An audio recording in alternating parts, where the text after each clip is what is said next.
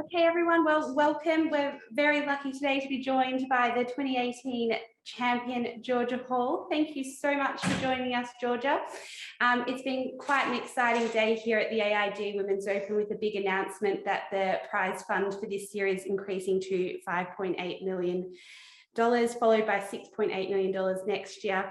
From a player's perspective, can you just let us know what that means to the players as a group? Yeah, I mean, it's phenomenal and it's fantastic to hear that, and this is actually happening. Week in, week out, we want to play for big prize funds, and it just recognises what an amazing event this is. To me, it's the biggest event in women's golf, so it's great news for all us players. Great. If you have a question for Georgia, please raise your virtual hand or comment in the chat box. Oh, we've got one from Stephanie. Great. Here you go, Steph. Hi, Georgia. We saw you out on the course this afternoon, getting a feel for the Carnoustie links. What do you make of it, and what are you expecting from the course this week? Because obviously it has quite a reputation. Yeah, I mean, I played 18 holes today, and it was a lot different golf course than yesterday, just based on the wind. So I think every day is going to be different, and that's what it should be. British Open. So. Yeah, I mean, I'm really excited to play. I haven't played an event here in 10 years. And I look forward to teeing it up tomorrow. And obviously you have experience of winning the Open Championship. What would it mean to you to go on and do that again at Carnoustie?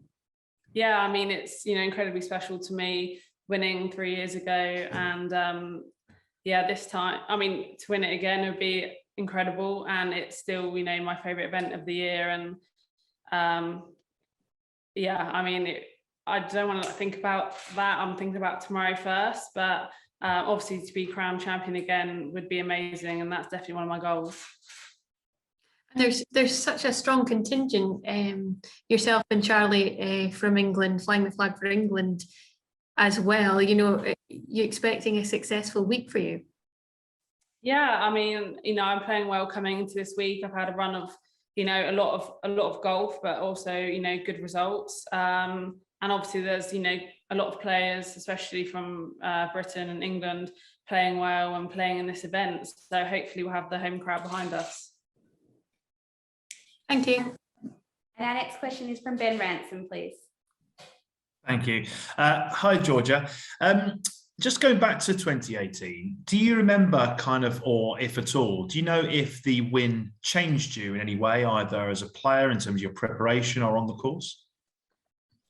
I don't think it changed me as a person. As a golfer, obviously, having a major champion on your name is very special, and I always have that for the rest of my career. So I think it changed in that way. I got noticed more, it's more expectation, just things like that, and especially winning in my home country. I obviously got known more around England. Did it in any way increase the the pressure at all? Something like in terms of expectation, perhaps, I don't know, or that fact that more people are recognizing you day in, day out?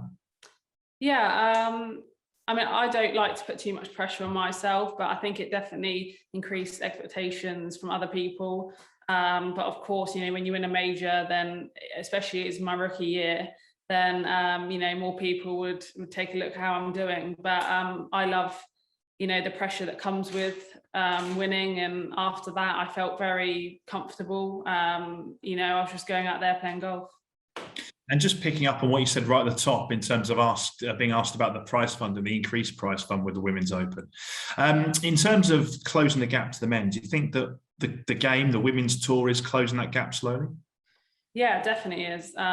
Especially what the RNA and AIG's done for this event. It's just, raising the bar for other events and companies to do the same. And that's what's needed in women's golf. So from a personal point of view, I'm really, really happy and really proud to be associated with the RNA and AIG.